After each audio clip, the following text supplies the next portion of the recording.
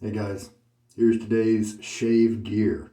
With the open comb of the version 1 of the Fatip razor I used last time, this time I'm going with the more current version, version 2, and it is having the different handle. This is the Piccolo handle. It's solid, and so it's heavier. It's got more girth, weight to it. But the grande handle that I used yesterday is thicker, but lighter. So you kind of have to pick.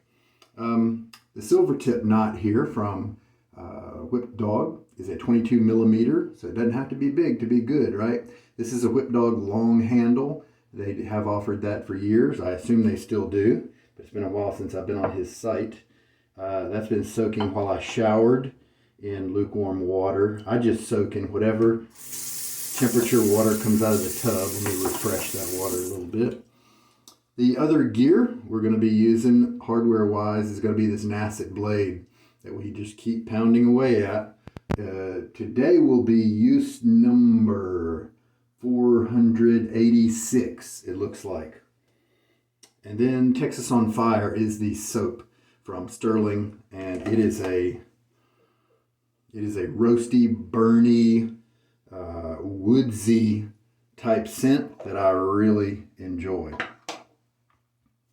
All right, we will be using my 3D printed lather bowl kind of as usual. Since I just took a shower, my face is of course hydrated, so we can just go ahead and load the soap up here. Shake a lot of the water out as I decide how much to load. 30 seconds is a good one just to kind of be safe. That's a good one to use if the soap hasn't been used in a while, something like that. Sometimes you can go less. Often you can go less, you just don't know it. So 30 is kind of my safety. But today, let's go with 20 and just see how it looks. If I feel going to 25, I will. But this kind of medium amount of water that I bring to the tub here, not medium I guess, it should be a little bit less than medium because I shake a lot of water out of the brush. Maybe not enough because it is overflowing on both sides. And that's 20-second load. I'm going to guess that's going to be plenty. Sometimes this early froth is a good indicator, but it is going to vary per soap base. So don't always, if you've got a different base, even from the same maker, that if you use the same amount of water in your brush and you come to the soap, and you can't assume that the froth is going to be that an exact indicator, unless you're using the same base and you've got some historical information to go with. And if you're ever dialing in anything, whether it's your razor feel, the blade, especially the lather, the more variables you can remove from the situation, the more quickly you're going to be able to get some good results. And you can reproduce is the word I was looking for.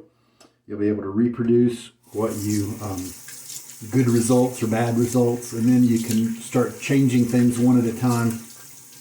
Unless you just like the Wild West approach, where you can just keep hacking at it however you want. Sometimes that's fun.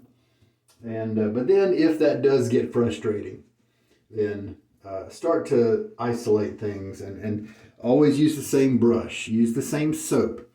Even the same exact tub of soap can be a good thing, because even if you switch soap bases often, then that residual moisture that stays in there can vary. If you use a soap that you used last week, and then the next day you use a soap you haven't used for 2 years, even though they're the same base, like Stirling, for instance, the beef tallow base, then that's going to change how the absorption, the amount of soap that is given to your brush, that is picked up by your brush, is going to be different.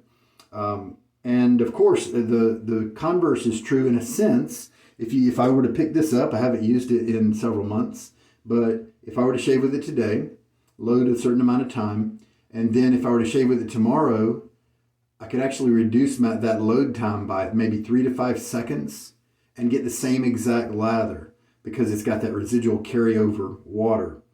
But once you get to 7 uses or something like that in a row, then you start seeing consistency, and then that's a great way to fine-tune your lathering skills, because you're leaving that same amount of water that you're kind of taking away. You know, the soap isn't going to gather up an unlimited amount of water, obviously. All right. So today we are going to try the Fatip razor.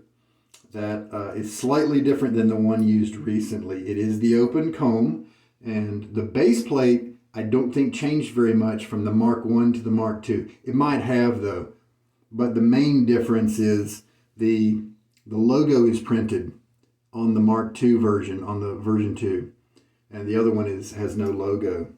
But what is changed is as far as I know, well, you know what? Let me not say that. I got some hairs in my eyes. You can see more of the comb with version 1. Does that mean that the top cap is more narrow? I think that's correct. Or does it mean that the combs are wider, the base plate here is wider on version 1? It means one of those two things. I mean, I guess it could be both, but I bet it's unlikely. Anyway, so I think the top cap is the difference, but don't quote me on that. I think I measured it one day. Here is the Nacet and its markings.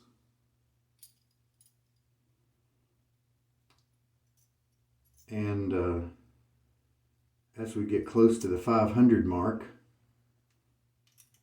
I think that's really kind of cool in a weird, nerdy, shave nerdy kind of way. I'm going to tighten it down, and it looks like it did just right. Fatip is one of those that's it's not CNC milled, you know, like a Wolfman or a Timeless or Charcoal Goods or something like that, where it's going to place the blade exactly every time. It's also not a vintage Gillette. Oh man, this is not a good example. This vintage Gillette does not have those 4 posts on the corners, but if you have one that does, and many of them do, that serves as a wonderful alignment tool to get that blade in the exact same centered spot every time. All right, so the blade is all loaded up, and let's start working this lather. Oh, that, if you like the smell of burning leaves with, yeah, that's really a big part of the note in terms of my perception.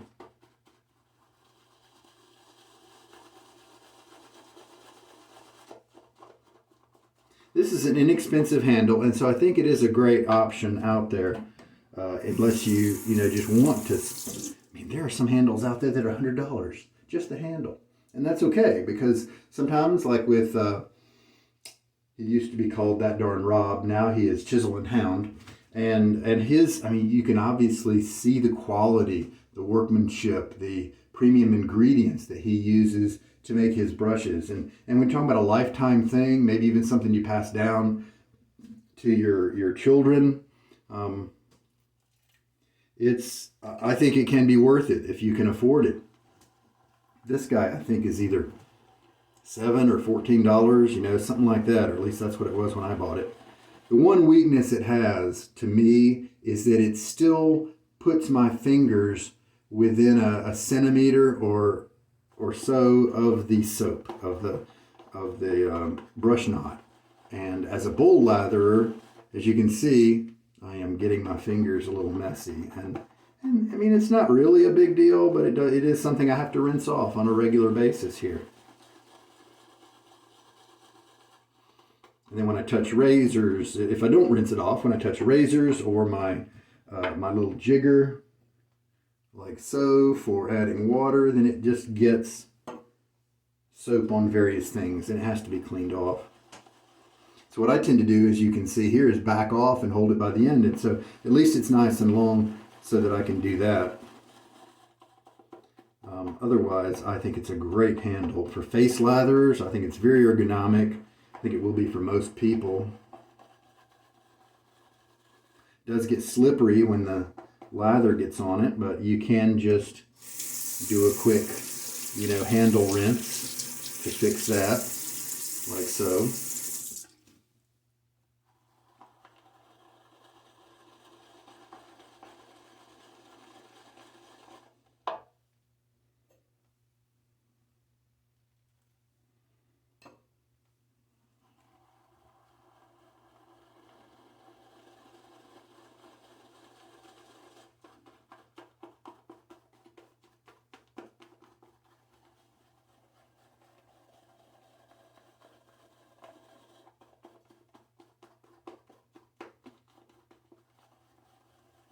And this lather, not unlike other Stirling lathers, is looking tremendous. We have the luxury of a nice sheen there. Not all soaps will give you a sheen. It's always pretty when that happens. I wonder if I think that might be all the water I'm going to add. But I wonder if I should take a lesson from my basin method I used for a good year, because I didn't have a sink with a mirror and it was a shared kind of situation. Wonder about taking a bowl, putting some water in it, and having it for those cases where my fingers get exactly this way. So instead of having to turn the faucet on, you guys have to hear it, that sort of thing, I could just kind of swish, swish, and keep on going. Might try that. This counter here is not that big, so I'd have to start getting a little bit more stingy about the space. All right, I think we're in good shape. Nice, flowy, creamy lather. I bet it's going to be terrific. Give a face wet.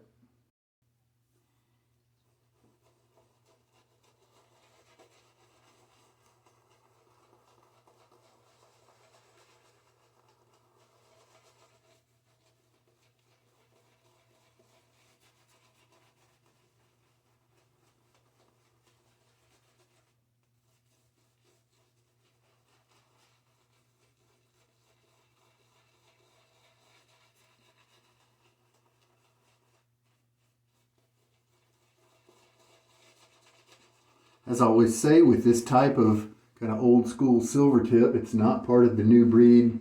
I don't guess it's really new. The finest Badger brushes, the 2-bands, that have gel tips. We've been artificially gelling them for a number of years now as the shaving community. Before that, if they got jelly, it was from mass amounts of use. But the opposite end of the spectrum from that is this type of Silvertip. It's very nice flow through. You don't see me doing too many of the roll operations like that where I have to put lather in the center of the knot. There's plenty of space between the bristles to just do it. All right. Now I need to drizzle a smiley face down here.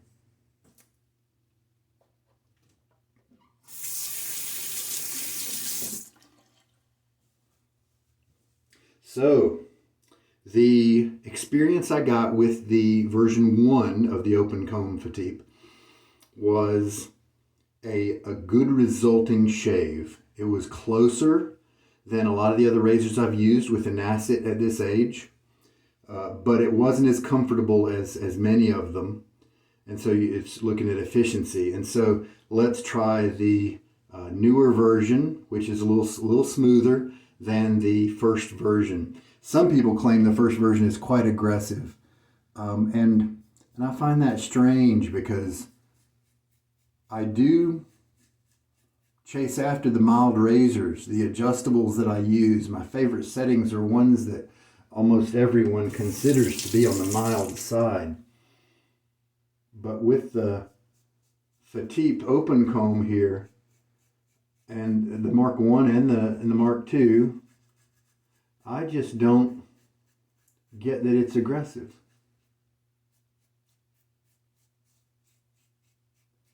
So this, a little bit of tugging here, but it's really not a big deal. Definitely not focusing on a lot of hair removal on this first run here. Just kind of focusing on my technique and covering all the areas like once or twice.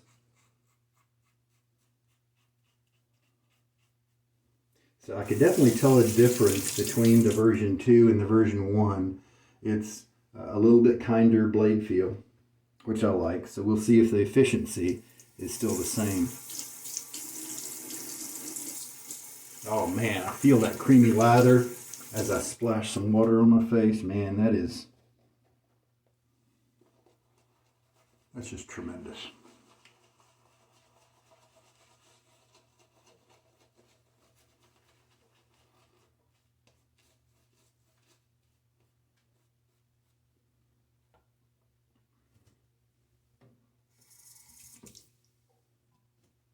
All right, since that one, I am dealing with maybe 2 days of growth. Instead of going right to cross grain, and this is super comfy. This setup, the open comb Fatip, is one that has definitely played a big part of the history of the use of this Nacet blade. Maybe right around the 100 mark. Maybe for a couple hundred uses, honestly, I was using that black and gold. It's a special edition Fatip that they did, maybe for connaught shaving. I'm not sure exactly if it was just for them. But it was a neat buy because you got the black, shiny black. It's not matte black, and I hear the black finish is one of the least durable finishes compared to the nickel and the chrome. But then I also heard somebody say that special edition had a different kind of black finish that was a little stronger. So I don't know quite where it lies in the spectrum. But it had black here as the handle, and it was the Piccolo type handle, and it had the black top cap.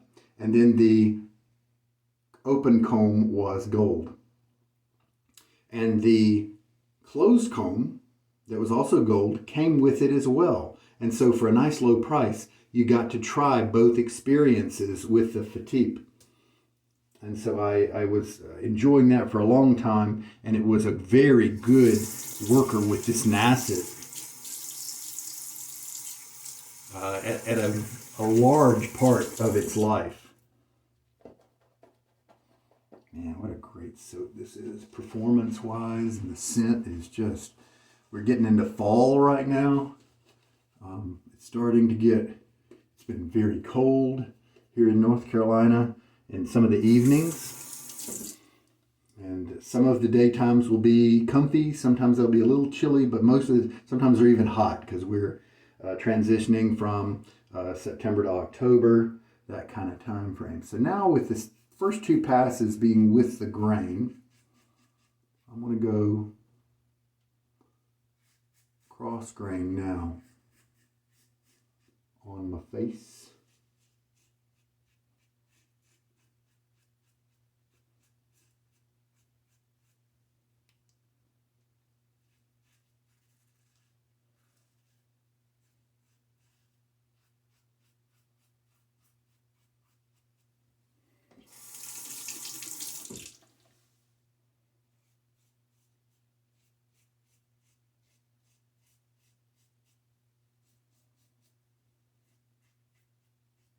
And then there was a point where that black and gold one, which should be the same ergonomics, the same specs as this one, should be exactly. There was a point where it just didn't shave me as well. And this could be a repeat of that type of experience, but I have found, and this is a really weird thing, that there are periods in this blade's life where, let's say for instance, uses 50 to 70 used a razor like this. And then it started maybe not giving me the shaves that I wanted, and so I moved on and found another razor. And then maybe shaves 150 to 200 could be favorable for this again. It's really kind of strange. I didn't expect to experience that.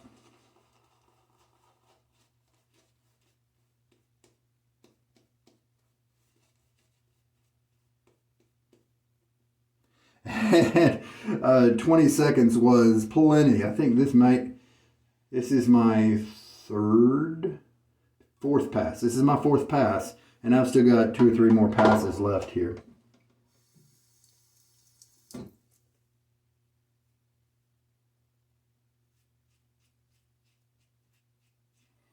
And since it's my second cross grain on my cheeks here, I like to do a slight upward slant. And then you don't forget, of course, to tighten your skin. And one way to do that is to kind of look up in a way like this. Some people tighten their skin by tugging on it, which is fine. And sometimes if you have a good shave routine where you're happy with your results for the most part, but you just wish it were a little bit closer. That's the kind of thing where, changing your skin tugging to something maybe a little different could make all the difference in the world. But I am not chasing the baby butt smooth dragon,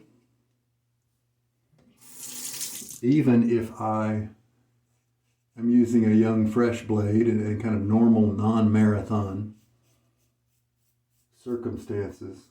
And see, we've got nice residual slickness here where I can go back to an area recently shaved and there's just no danger of stirring up irritation. I don't think that's close enough to where I want it to be, but it really might not be too bad. I think maybe there are others to keep on going with, like that Timeless, for instance, the 68 open comb that I've used so much. I think right now that's just a great blade for this, great razor for this blade. Oh, the smell is wonderful. Let's get a good rinse here. So with this razor, as I did some more detailed inspection here, in my trouble spot area, there is some length in some hairs that might require another touch-up pass or more work. But since I did this many passes, I kind of feel like I'm going to leave it alone and just mark it as this razor doesn't quite fit the bill for the Nacet at this age. It was a tremendous help at younger ages with the Nacet. And in fact, this is a great razor not only for, it was not only great for the Nacet at some high levels, like 100, 200, that sort of thing, but I love it with fresh new blades as well. Very flexible. I think it's one of the best bargains, one of the best values in shaving, because these Fatip razors, as you've heard me say so many times, they are plated, but they have brass at the core. And that's very different than the Parkers, Mercurs, Jaggers, and what's that last big one?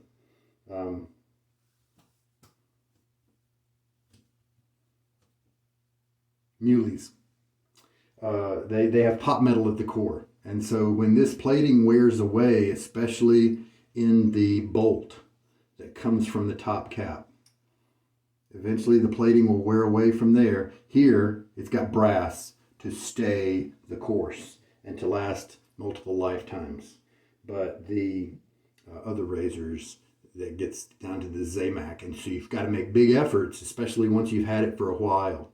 You need to make big efforts to keep that clean, keep it dry, and it will last you several years, maybe many years if you take really good care of it. But it just takes more effort to do that because it's so susceptible to corrosion once that Zamac gets exposed.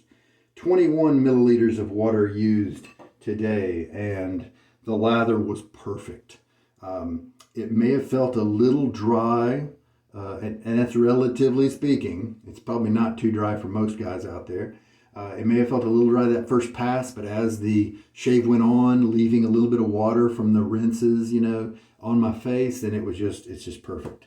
So I'm very happy with that. Let us, the scent is still in the air from the wood, the roasty wood type scent. This is Landlocked, and it's from Tiki Bar Soaps. And they've been around for a while, and they were either acquired or have always been managed or produced by the Groomatorium folks, and they do chiseled face. And so we know that it's going to be a good quality here for your average Joe. It's got witch hazel, aloe vera juice, calendula. It does have menthol, vitamin B5 Pro. Those are the things I recognize as healthy and good for your skin. Of course, it has alcohol as well. Now, this has a bit of a sweet note, and so it might be in contrast to what I just shaved with in terms of the soap. But let's see if they work together.